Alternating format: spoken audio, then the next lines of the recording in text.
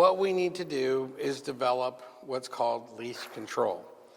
So we have this 6-foot lead, and this 6-foot lead gives us the ability to let the dog be out there 6 feet away from us without us being part of that picture, so the judge can see just that dog. Now, we have to learn how to effectively use this so it doesn't become a distraction. Now, one of the things is winding it up. So winding it up, I put it on my pinky, and the reason why I put it on my pinky, which there's so many people that make comments about that, it's ridiculous, is that when I do throw this out, it allows me to have control so it doesn't fall off my hand. So when I throw this out, if I let this drape over my hand right here, then it's going to hook onto this and it's not going to fall out of my hand. Plus the fact that if I have a big, strong dog, when I do that, it's putting all that pressure here, not on my pinky. So they think, oh, you got a big dog, it's going to rip your pinky off. Well, yeah, you could if you're stupid, like if you go like that. If I put it on my thumb and I wrap this up, which most people do, then it's easier to fall off because you can see that's where your thumb is at right there. Mm-hmm. So there's more likely a chance that that's going to fall off. So that's why I put it on my pinky. And I'm much faster with the thumb. Yes. So I'm going to apply pressure and tension with my right hand when I have this in my left hand, and I'm just going to wind this up back and forth like this, making those small loops. I always want to wind this up with small loops like this so it's not distracting to the dog or the judge. For instance, you'll see some people that just go like this, and then when they're trying to communicate with the dog sees that mess. When you are gating the dog, the judge sees that mess, and it's distracting and it takes away from the dog. And that's why when I wind this up in a fashion that this is just inside my hand, and I can turn a 6-foot leash into a 12-inch leash, but I can't turn a 12-inch leash into a 6-foot leash. Now, the beginning part of the practice here is just simply taking this bundle like this and letting this out in front of you right to the end, just like that. Then wind this back up again and just keep repeating that process over and over and over and over. I tend to get my pinky stuck in the loops when I do it. That's okay. Just practice until you get it to the point where it's... Get my pinkies out of the way. Right.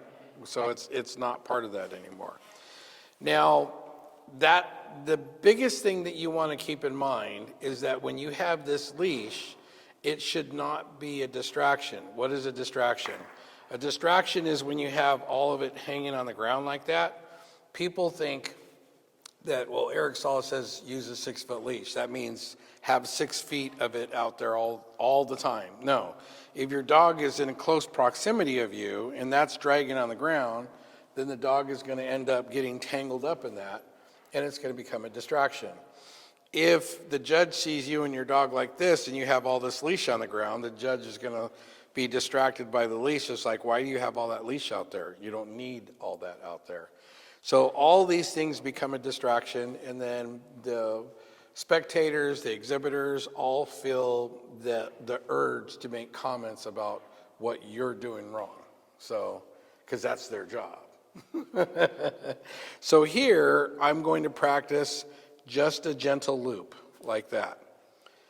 Now, if I have all this out here like this with 6 feet, that's a distraction.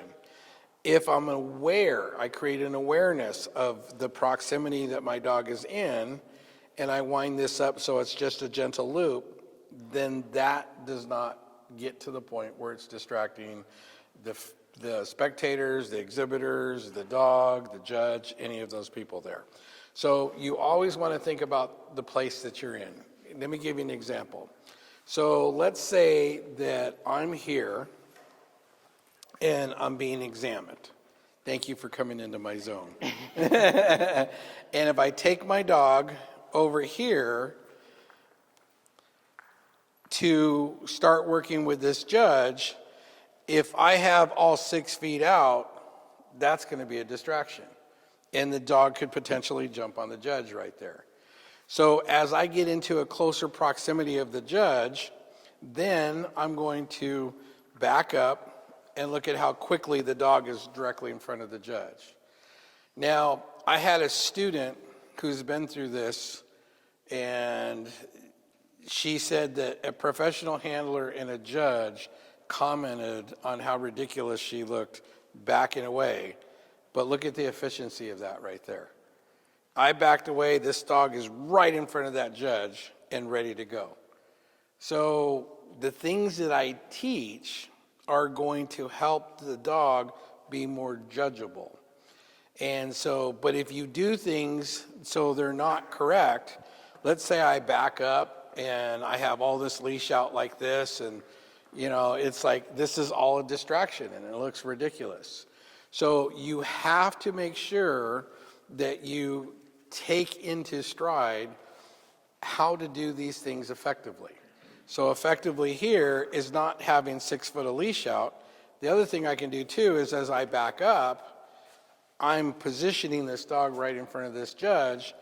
Then as I turn around and get ready to go, I can let out leash if I need to. I can bring up leash if I need to. And that's what leash control is.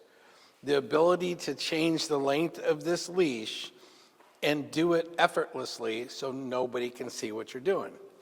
So one practice skill is just basically tossing this out and bringing this back. Another practicing skill could be something like, let's say we have these objects over here that are different heights. So instead of tracking, which is dragging the collar on the ground, I'm going to have my hand in position where the position is low and away from my body. My hand is no higher than my belly button, and it's just off the ground. As I approach this of a different height, I'm not going to lift my hand up because that's going to be distracting to the dog and the judge. I'm going to take a loop up like this, maybe 2 loops for this one, and go across. Because I took 2 loops up, I'm going to go 1, 2 loops down. Then as I come up to this one, it's a little higher, so maybe I'll take 3 loops. And then 1, 2, 3 loops down. And then here, 2 loops, 1, 2 loops down. 3 loops, and then 3 loops down. So that's something that I can practice by taking objects of different heights and just guesstimating on how many loops I need to take up. And remember, the loops that I took up, I let those same number of loops out. Now, in the beginning, you want to do this slowly. You want to eventually get to the point where you can do this at a gaiting speed for your breed. So go ahead and try that and see how easy that is.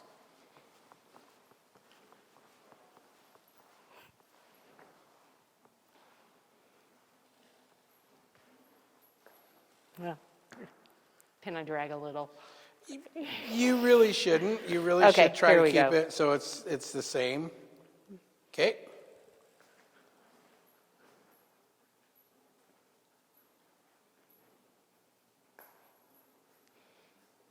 And I got ahead of my hands. So not bad, but think about doing that at a gaiting speed, low and away from your body. So it takes some thought, doesn't it? It does. But try not to- once you get to the point where you can do this at a gaining speed, and see, look at what's going on with your leash now. It fell out. So this really gets you to the, it's like, again, driving a stick shift. Yeah. This gets your motor skills going so you can do this stuff effortlessly in the ring, and it doesn't draw any attention to that. It lets the attention just stay on that dog right there. Now, there's a little, not necessarily cheating trick, but there's a little trick that you can do in the beginning to help you with your motor skills that's not as difficult as what you just did right there.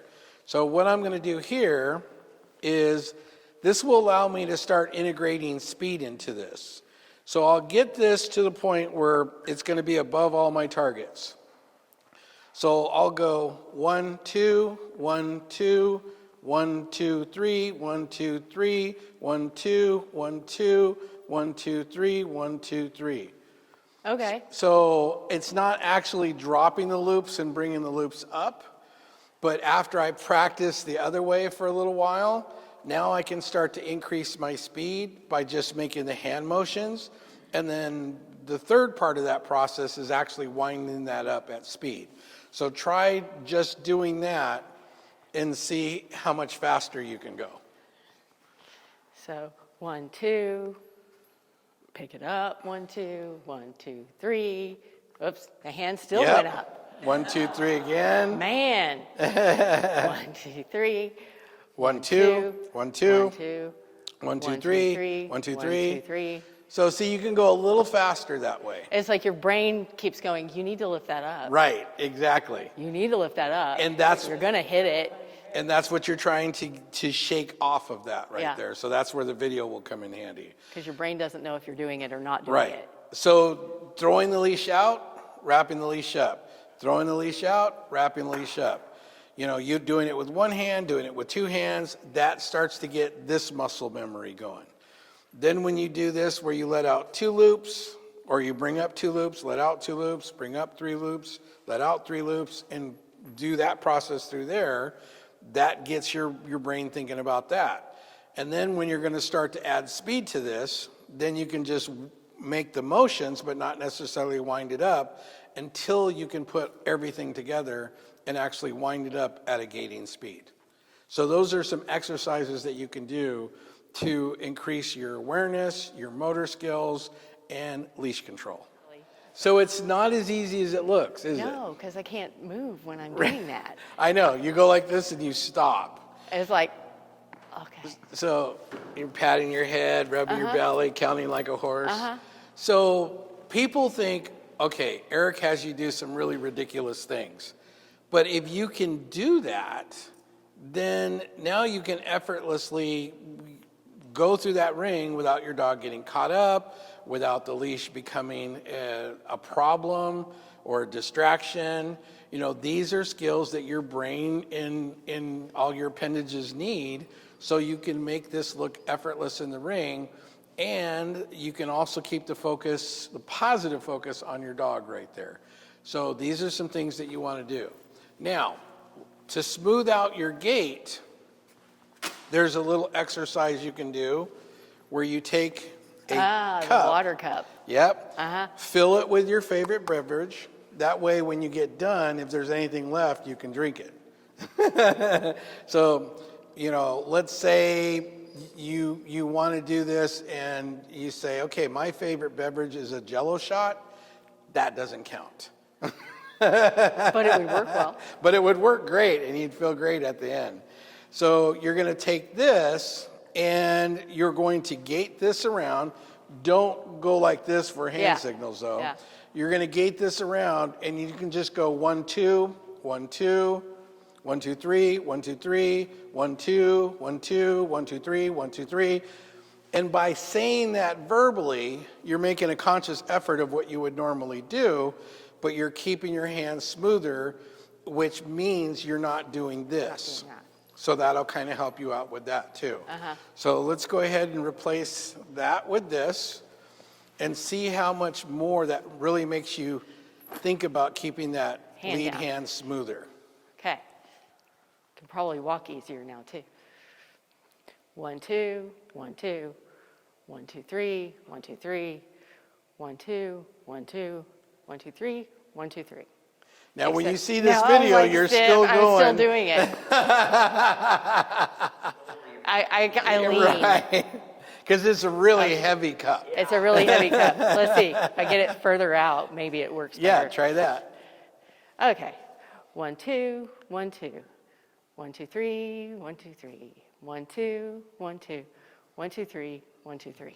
So the last two, you have a tendency to raise. Because So I start thinking about something else. yeah. Like, what am I doing with my right hand? So think about the cup. Think about the cup being smooth. Try it Okay. one more time. Think Cup. about that cup. You have gold dust in there. 1, 2, 1, 2. 1, 2, 3, 1, 2, 3. 1, 2, 1, 2. 1, 2, 3, 1, 2, 3. Wow, that was much better. So now with your dust. awareness on keeping your hand smoother, that is going to develop the motor skills to make that hand smooth. Because if people are running, watch people when they're gaiting a dog. If they're going like this or they're running like that, that leash is attached to the chain, which is attached to the neck, which is making the dog have all these weird mixed signals right there. And it's distracting. So it breaks the gait of the dog. What do you do with your other hand? So the other hand, you just let hang there. You know, there's The other nothing, hand gets tense when I'm yeah, doing there's this. nothing that this hand has to do. Just, You know, if you want to be the little ballerina, you can do that. I mean, but that takes away from the dog. 1, 2, 1, 2, 3, 1, 2, Yeah, 3. Princess 1, Gait. 2, 1, That was 1, good. 2, 3, 1, 2, 3. Not bad. So practicing this on a daily basis and getting it to the point where you can go back and forth between the leash, you can use the cup, you can keep everything steady and smooth, then it is not a distraction for the dog, it's not a distraction for the judge, and then you won't give your fellow exhibitors are always going to find something to tell you that you're doing wrong. But this is going to make you a much better handler and make you more aware of your parts to use them more effectively when you're showing. So the judge can actually do their job of judging a dog.